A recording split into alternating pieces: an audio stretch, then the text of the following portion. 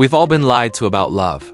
We're taught that it's this magical feeling, a lightning bolt, a spark, a chemical rush that just happens to us. But if you rely on that spark to keep the house warm, eventually, the fire goes out. And here's the psychological truth. That spark is mostly just novelty. It's a dopamine hit, and dopamine always has an expiration date. So what about forever? Forever isn't a feeling. It's a series of conscious, sometimes difficult, but incredibly beautiful decisions. If you want a love that outlasts the honeymoon phase, you don't just find a soulmate. You build one together. Today, we're going to explore 5 practical, deeply human ways to make love last a lifetime. First, let's talk about emotional attunement. In psychology, there's this concept called bids for connection. It's when your partner says something simple like, "Wow, look at that bird," or "I had such a weird dream last night." They aren't really just talking about birds or dreams. What they're actually asking is, "Do you see me? Am I important to you in this moment?" To make love last, you have to turn toward those bids. Every single time you put down your phone and look them in the eye, you're making a deposit into what researchers call the emotional bank account. The practical shift here is to not just hear their words, but to listen for the why behind them. Try to validate their emotion before you jump in to fix the problem. Second is the 5-to-1 ratio. The famous researcher Dr. John Gottman can predict with over 90% accuracy if a couple will stay together, just by looking at one thing: their ratio of positive to negative interactions. For every one negative interaction, a criticism, a cold shoulder, an eye roll, you need 5 positive ones to reset the balance. Why so many? Because our brains are wired with a negativity bias. Pain sticks around, but kindness can slip away. So the practical shift is to become a hunter for what your partner is doing right. Verbalize the small things.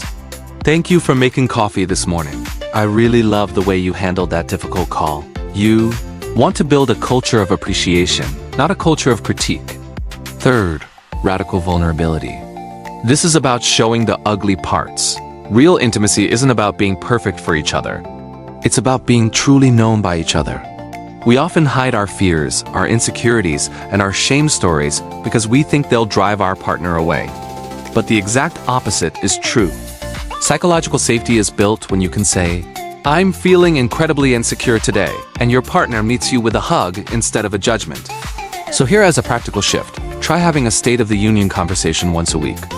Ask each other, "Is there anything I did this week that made you feel unloved?